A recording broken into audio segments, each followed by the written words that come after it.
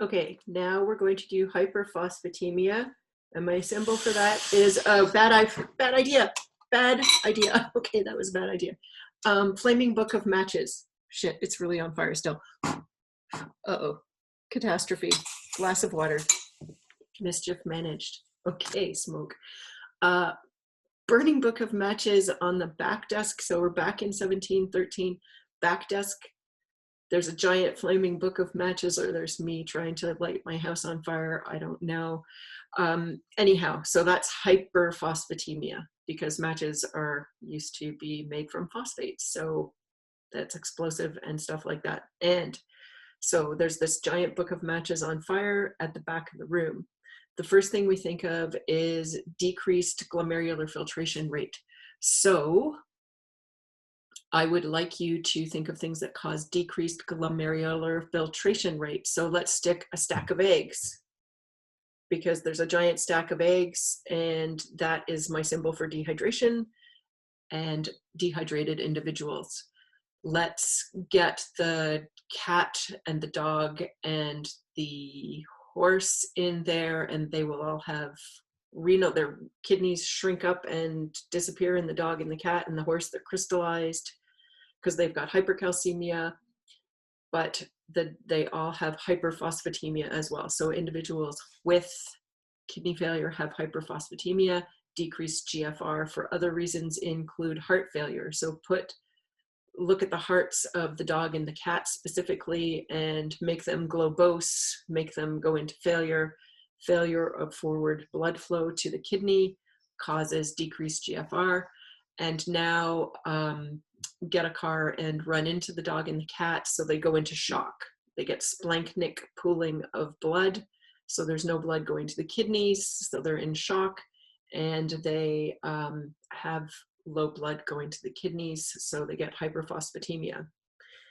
All right, hypoparathyroidism. So put on that, go back to the image that you have of hypocalcemia, and look at the bovine trachea with the sinkhole where the parathyroid gland should be, and stick the flaming thing of matches in there. So hyperphosphatemia with hypoparathyroidism, because the job of parathyroid hormone is to bring calcium into the body and to cause phosphaturia. So if we have low PTH, then we will have high phosphorus. Wow, that matchbook is really smelly still.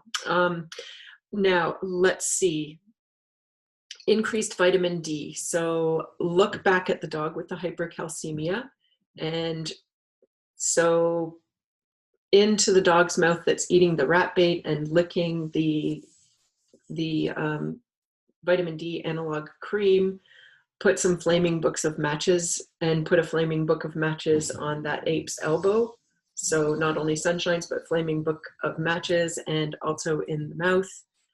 And now my husband is drilling something upstairs. Super.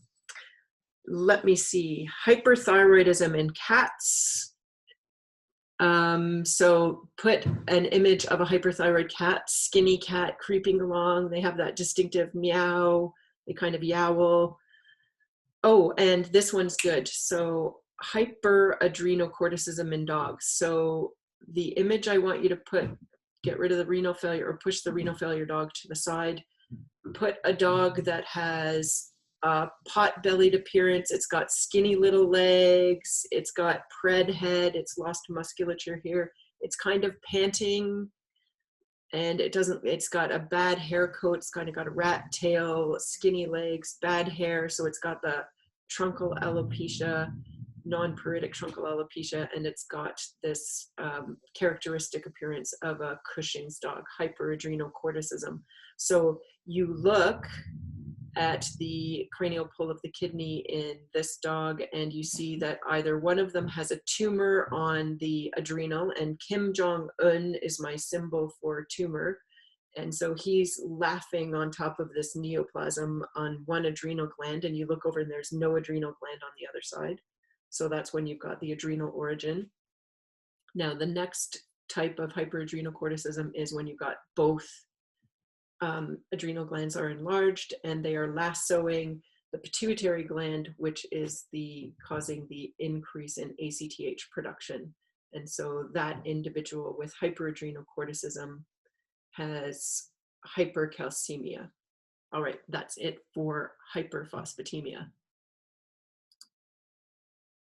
Oops, still recording. Fail. Bye.